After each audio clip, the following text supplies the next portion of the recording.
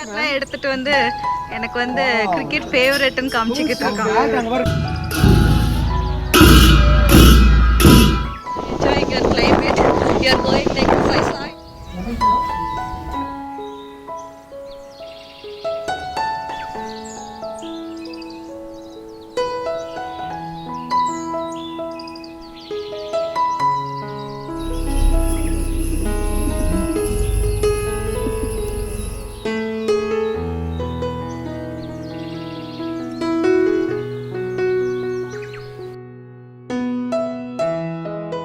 தமிழ்நாட்டில் ஊட்டி, கொடைக்கானல், ஏற்காடுலாம் போய் பார்த்து அழுத்து போயிடுச்சா? சிட்டி லைஃப்ல இருந்து எஸ்கேப் ஆகி ஒரு 2 நாள் புதுசாக எங்கேயாவது பயணம் பண்ணணும். அதே சமயம் ஊட்டி, கொடைக்கானல் மலைகளில் இருக்கிறது போல் ஒரு உற்சாகம் தர வகையிலையும் இருக்கணும். அப்படி ஆசைப்பட்டீங்கன்னா இந்த வீடியோ உங்களுக்காக தான். இது ஒரு 2 நாள் அழகான சுற்றுலா. ஒரு நாள் ஃபுல்லாக அட்வென்ச்சர் ட்ரிப்பாக இருக்கும், இன்னொரு நாள் ரொம்பவே பீஸ்ஃபுல்லான ட்ரிப்பாக இருக்கும். அப்படி 2 வெவ்வேறு அழகான இடங்களை தான் இந்த வீடியோவில் நான் உங்களுக்கு காட்ட போகிறேன். நீங்கள் பண்ண வேண்டியதெல்லாம் ஒன்று தான், கடைசி வரைக்கும் வீடியோவை ஸ்கிப் பண்ணாமல் பாருங்கள். So this is Hema and welcome back to my channel.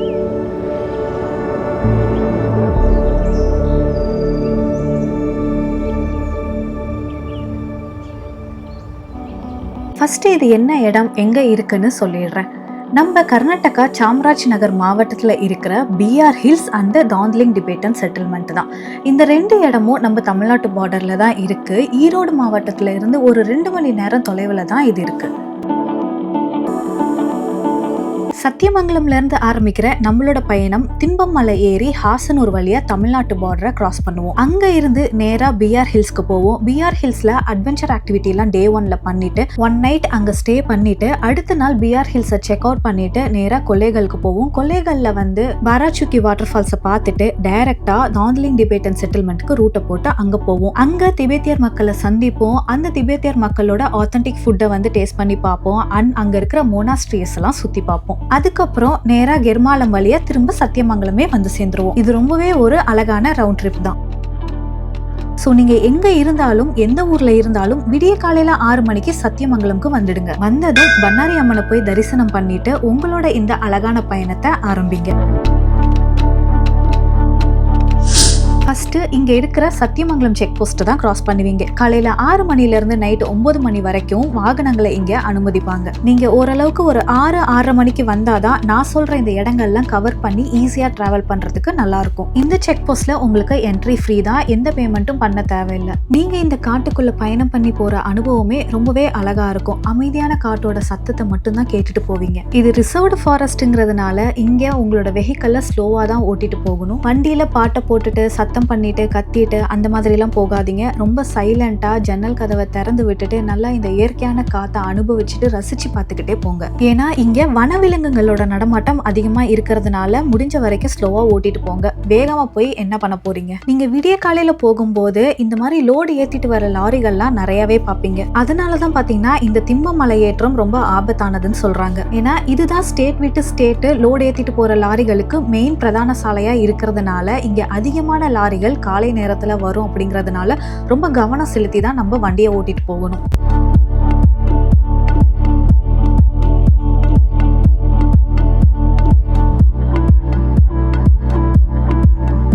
திம்பமலை ஏறினதுக்கு அப்புறம் இந்த இடத்துல ஒரு பிரேக் எடுத்துக்கோங்க. கொஞ்சம் ரிலாக்ஸ் ஆயிட்டு வாஷ்ரூம் போறதுனா போயிட்டு உங்களோட பிரேக்ஃபாஸ்ட் கூட நீங்க இங்கே முடிச்சிடலாம். நாங்களும் பாத்தீங்கன்னா எங்களோட பிரேக்ஃபாஸ்ட்டை இங்கே முடிச்சிட்டோம். ஃபுட்டோட டேஸ்டும் நல்லா இருந்தது. அடுத்தது நேரா ஹாசனூரை தாண்டி கர்நாடகா பார்டருக்குள்ள என்டர் ஆவீங்க. சத்தியமங்கலம்ல இருந்து இந்த ஹாசனூர் வர வரைக்கும் இருக்கிற ரூட் எல்லாம் பாத்தீங்கன்னா அவ்வளோ அழகா இருக்கும். உங்களுக்கு லக் இருந்தா நீங்க இங்க வைல்ட் அனிமல்ஸை கூட பார்க்கலாம். கர்நாடகா பார்டருக்குள்ள நீங்க என்டர் ஆனதுக்கு அப்புறம் பிஆர் ஹில்ஸ் போற வரைக்கும் ஒரு 1.5 மணி நேரம் நல்ல ஒரு அழகழகான கிராமங்கள்லாம் பார்த்துட்டே போவீங்க.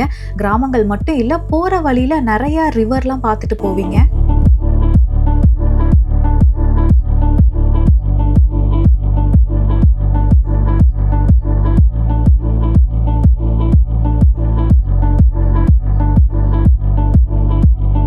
போற வழியில அங்கங்க சின்ன சின்னதா குளம் குட்டைன்னு நிறைய இருக்கும். ஒரு இடமும் இறங்கி போய் பார்த்து அனுபவிக்கிற அளவுக்கு அவ்வளோ அழகா இருக்கும்.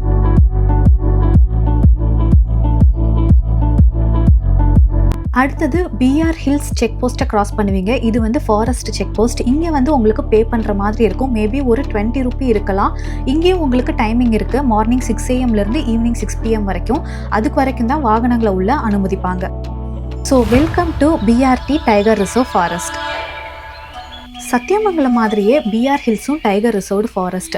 ஸோ இங்கேயும் நீங்கள் வண்டியை விட்டு இறங்காமல் நேராக வண்டியை ஓட்டிட்டு பொறுமையாக தான் போகணும். இங்கேயும் வனவிலங்குகளோட நடமாட்டம் நிறையாவே இருக்கும். பிஆர் ஹில்ஸ் அப்படிங்கிறது பார்த்திங்கன்னா பில்லிகிரி ரங்கநாதன் ஹில்ஸ்.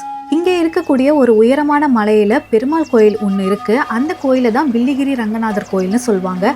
அந்த கோயிலை குறித்து தான் இந்த மலைக்கு வந்து பில்லிகிரி ரங்கநாதர் ஹில்ஸ்னு பேர் வச்சிருக்காங்க. இது கன்னடத்தில் கரெக்டாக சொல்லணும்னா பில்லிகிரி ரங்கனா பெட்டா. இந்த பிஆர் ஹில்ஸில் நீங்கள் முக்கியமாக பண்ண வேண்டியது 2 விஷயம்தான். ஒன்று கேகுடி கேம்ப் அப்படிங்கிற ஒரு இடத்துல ஃபாரஸ்ட் சஃபாரி எடுக்கிறது. இன்னொன்று இந்த பில்லிகிரி ரங்கநாதர் கோயிலுக்கு போய் பெருமாளை தரிசனம் பண்ணுறது. அதே போல் இங்கே பழங்குடியினர் மக்கள்லாம் இருக்காங்க. இங்கே 2000 வருஷம் பழமை வாய்ந்த ஒரு மரம் கூட இருக்கு. இதெல்லாம் தாண்டி இந்த அடர்த்தியான காட்டுக்குள்ள பயணம் பண்ணி போறதே பார்த்தீங்கன்னா ஒரு அழகான அனுபவம் தான். இந்த செக் போஸ்ட் தாண்டி அடுத்ததான் நம்ம கேகுடி கேம்ப்னு ஒரு இடத்துக்கு போவோம். அங்கதான் பார்த்தீங்கன்னா ஃபாரஸ்ட் சஃபாரி எடுப்போம். செக் போஸ்ட்ல இருந்து கேகுடி போற வரைக்கும் கொஞ்சம் ரோடோட பாதையெல்லாம் பார்த்தீங்கன்னா கரடு முரடு தான் இருக்கும். அதனால உங்களோட வண்டியோட கண்டிஷனை நல்லா செக் பண்ணிக்கோங்க. டயர்ல காத்து கரெக்டா இருக்கான்னு பார்த்துக்கோங்க. டேங்கை ஃபில் பண்ணிக்கோங்க. எக்ஸ்ட்ரா ஸ்டெப்னி இருக்கான்னு பார்த்துக்கோங்க. ஏன்னா இடையில எங்கேயாவது வண்டி நின்று போச்சுன்னா பார்க்கறதுக்கும் கேட்கறதுக்கும் ஆளுங்க அங்கே யாரும் இருக்க மாட்டாங்க. ஏன்னா இது நம்ம காட்டில் வந்து டிராவல் பண்ணிட்டு போறதுனால. இதுதான் பார்த்தீங்கன்னா கேகுடி கேம்ப். இங்கே தான் வந்து நீங்கள் ஃபாரஸ்ட் சஃபாரிக்கு வந்து புக் பண்ண போறீங்க. இங்கே ஃபாரஸ்ட் சஃபாரி போகணும்னா இங்கே உங்களுக்கு டைமிங் இருக்கு. அண்ட் நீங்கள் வந்து ஆன்லைன்லலாம் புக்கிங் கிடையாது. நீங்கள் டைரெக்டாக வந்து கேஷ் கொடுத்து தான் புக் பண்ணிக்கணும். ஸோ கையில் கொஞ்சம் கேஷ் வச்சுக்கோங்க. ஏன்னா இதுக்குள்ள பெருசாக டவர் எங்கேயுமே உங்களுக்கு எடுக்காது. அப்புறம் இங்கே ஒரு குட்டியாக ஒரு லேக் இருக்கும். அங்கே கொஞ்ச நேரம் உங்களோட டைமை நீங்கள் ஸ்பெண்ட் பண்ணி கொஞ்சம் ரிலாக்ஸ் ஆகிக்கலாம்.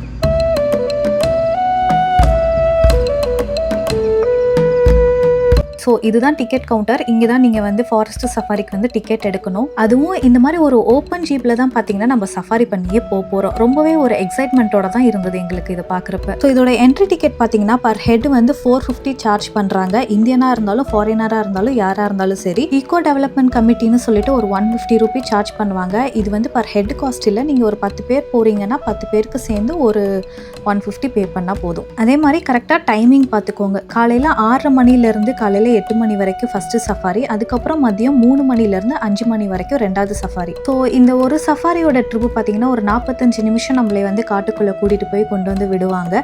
நமக்கு லக் இருந்தால் உள்ள வைல்ட் அனிமல்ஸை பார்க்கலாம். அப்படி இல்லைனாலும் இந்த மாதிரி ஒரு அடர்த்தியான காட்டுக்குள்ளே போயிட்டு வர ஒரு அனுபவமே பார்த்தீங்கன்னா ரொம்ப அருமையாக தான் இருக்கும். அண்ட் நாங்கள் வைல்ட் அனிமல்ஸை பார்த்தோமான்னு கேட்டிங்கன்னா எஸ் பார்த்தோம். புலியை பார்த்தோம். பட் கண்ணிமிக்கிற நேரத்தில் கிராஸ் ஆகி போயிடுச்சு. கேப்சர் பண்ண தான் முடியல. நாங்கள் பார்த்தீங்கன்னா 2வது வண்டியில் தான் போனோம். முதல் போன சஃபாரியில் பார்த்தீங்கன்னா கிளியராக பார்த்துருக்காங்க. அந்த வண்டி சவுண்டெல்லாம் கேட்டதுனால பார்த்தீங்கன்னா புலி புதற்குள்ளே போயிடுச்சு. பட் இருந்தாலும் நாங்கள் லைட்டாக பார்த்தோம். இந்த மாதிரி சஃபாரியெல்லாம் போகும்போது ரொம்பவே சைலண்ட்டாக போனால் மட்டும்தான் வனவிலங்குகள்லாம் நம்மளால் நல்லா பார்க்க முடியும்.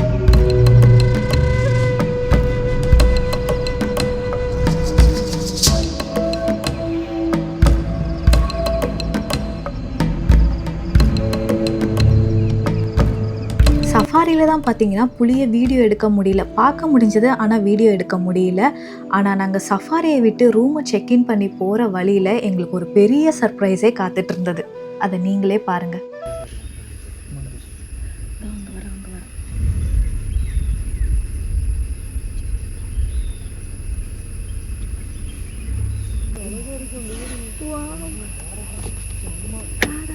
வேற லெவல்.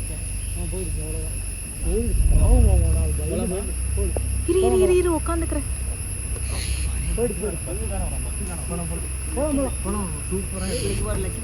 இது ஒரு சின்ன கிளிம்ஸ் தான் நான் உங்களுக்கு காட்டுறேன். கிட்டத்தட்ட ஒரு 3 நிமிஷம் போல் நாங்கள் இந்த இடத்துல இருந்தோம். யானை வந்து கிராஸ் ஆகி குடும்பத்தோடு அழகாக போச்சு. இதுதான் நாங்கள் பிஆர் ஹில்ஸில் தங்கின ஹோட்டல் மயூரா பில்லிகிரி. இது ஒரு கவர்மெண்ட் ஹோட்டல் தான். நாங்கள் வந்து ஆன்லைன்லலாம் புக் பண்ணல. டைரெக்டாக இங்கே வந்து தான் புக் பண்ணோம். 2400 ஸ்டார்ட் ஆகுது. ரூமும் பார்த்தீங்கன்னா ஓரளவுக்கு நீட்டாகவே இருந்தது.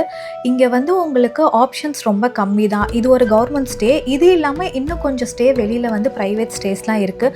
ஆல்மோஸ்ட் எல்லாமே பார்த்தீங்கன்னா உங்களுக்கு இந்த அளவுக்கு தான் ரேட்டு வரும். நெக்ஸ்ட் நாங்கள் பெருமாள் மலைக்கு தான் போய்கிட்டு இருக்கோம், பிஆர் ஹில்ஸ் டெம்பிள். இந்த பிஆர் மலைத்தொடர்லேயே இருக்கிற ஒரு உயரமான மலையில தான் இந்த கோயில் அமைச்சிருக்காங்க. இந்த மலைக்கு மேலே இருந்து நம்ம இந்த வியூவை பார்க்கறதுக்கு அவ்வளோ அற்புதமாக இருக்கும். நீங்கள் கோயில் போய் பார்க்காதவங்களா இருக்கலாம், இல்லை வேறு மதத்தினராக இருக்கலாம், நீங்கள் யாராக இருந்தாலும் அட்லீஸ்ட் இந்த மலை மேலேயாவது ஏறி இந்த வியூவை பார்த்து ரசிச்சுட்டு போங்க.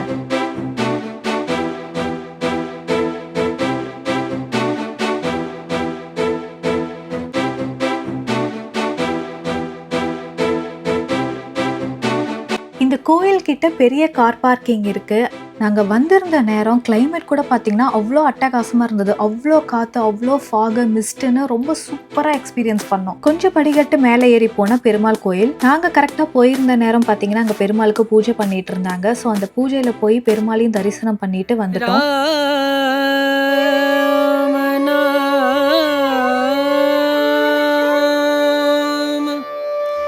भजले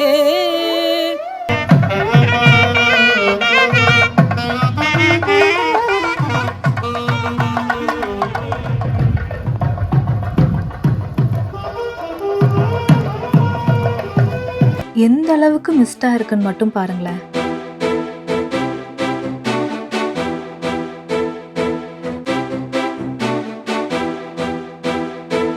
அப்புறம் டின்னர் பார்த்தீங்கன்னா நாங்கள் தங்கியிருந்த இடத்துலேயே வந்து ஒரு ரெஸ்டாரண்ட் இருந்தது. அங்கேயே டின்னர் சாப்பிட்டுட்டோம். ஃபுட்டோட டேஸ்ட்டு ஆவரேஜாக தான் இருந்தது. ரேட்டு பார்த்தீங்கன்னா ஒரு ரெஸ்டாரண்ட்டில், நார்மல் ரெஸ்டாரண்ட்டில் இருக்கக்கூடிய ரேட்டு தான். ஸோ அதுதான் உங்களுக்கு இந்த மாதிரி ஹோட்டல் ஆப்ஷன், அதுக்கப்புறம் வந்து ஸ்டே ஆப்ஷன்லாம் வந்து வெளியில் ரொம்ப கம்மியாக இருக்கிறதுனால கிடைக்கிற இடத்துல சாப்பிட்டுக்கோங்க. ஸோ டே 2 கிளைமேட்டே பார்த்தீங்கன்னா மார்னிங் அவ்வளோ சூப்பராக இருந்தது. இந்த இடத்த விட்டு கிளம்புறதுக்கு எங்களுக்கு மனசே இல்லை. ஸோ நேராக இங்கேருந்து கிளம்பி பார்த்தீங்கன்னா கொல்லேகலுக்கு தான் போனோம். கொல்லேகலில் பாராச்சுக்கி வாட்டர் ஃபால்ஸ்னு ஒரு வாட்டர் ஃபால்ஸ் இருக்கு. நாங்க தங்கியிருந்த இடத்துல இருந்து ஒரு 1.5 மணி நேரம் டிராவல். ஸோ இந்த இடமும் கவர் பண்ணிடலாம் அப்படிங்கிறதுக்காக பார்த்தீங்கன்னா ரொம்ப ஏர்லியாவே நாங்க செக் அவுட் பண்ணிட்டோம். போற வழியிலே ஒரு சின்ன கடையில எங்களோட பிரேக்ஃபாஸ்ட்டை முடிச்சிட்டோம். இங்கே கேட்ல காருக்கு ஒரு என்ட்ரன்ஸ்ல டிக்கெட் வாங்குவாங்க. ஒரு 30 50 அவ்வளோதான் இருக்கும். அதுக்கப்புறம் சைட் சீயிங்க்கு வந்து 10 ரூபி வாங்குவாங்க பர் ஹெட். இந்த வாட்டர் ஃபால்ஸை பத்தி நான் சொல்லணும்னா இது ஒரு குட்டி நயகரானே சொல்லலாம். எது குட்டி நயகராவா இதுவா அப்படின்னு கேட்காதீங்க. மழை காலத்துல வந்து பாத்தீங்கன்னா இந்த இடம் ஃபுல்லா வந்து தண்ணி கொட்டிக்கிட்டு இருக்கும். மான்சூன் சீசன்ல வந்து நீங்க பாத்தீங்கன்னா இந்த அருவியோட காட்சி அவ்வளோ அற்புதமா இருக்கும். இதை பார்த்து முடிச்சுட்டு இங்க இருந்து அடுத்தது நேரா நாங்க தாந்தலிங் டிபேட் அண்ட் செட்டில்மெண்ட்டுக்கு தான் போனோம்.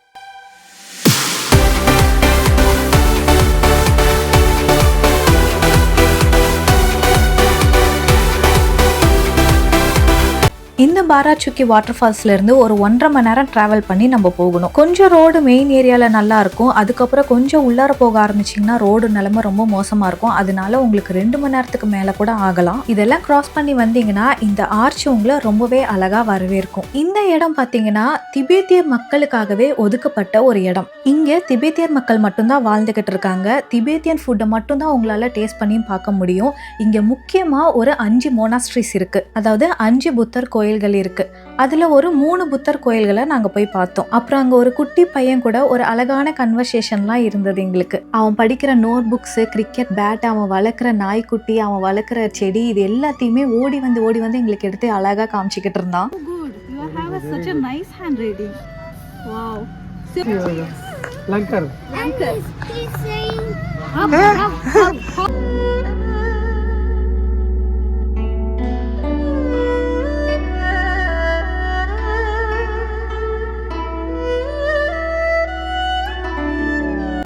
இந்த மொத்த ஏரியாவும் பார்த்தீங்கன்னா அவ்வளோ பீஸ்ஃபுல்லாக இருக்கும். இந்த இடத்துல இருக்கிற ஒரு சந்து, ஒரு தெருவுக்குள்ளேயும் நீங்கள் பூந்து போகும்போது ரொம்ப பீஸ்ஃபுல்லாக உணர்வீங்க. இங்கே பார்க்குற மக்கள் எல்லாம் திபேத்தியர் மக்களை தான் நீங்கள் பார்த்துக்கிட்டு இருப்பீங்க. அங்கே இருக்கக்கூடிய மக்களோட வாழ்க்கை, அங்கே இருக்கிற கோயில்களில் இவங்க வழிபடுற முறை, இது எல்லாமே பார்க்கக்கூடிய சந்தர்ப்பம் எங்களுக்கு ஏற்பட்டது. அங்கே இருக்கிற மக்களும் பார்த்தீங்கன்னா நம்ம கிட்ட ரொம்ப தன்மையாக பேசுவாங்க. நம்ம இந்தியாவில் இருக்கோமா இல்லை திபேத், நேபாள், பூட்டான் இந்த மாதிரி ஒரு வெளிநாட்டுக்கு போயிட்டோமாங்கிற ஒரு உணர்வை கொடுக்குற வகையில் தான் இருக்கும் இந்த இடம்.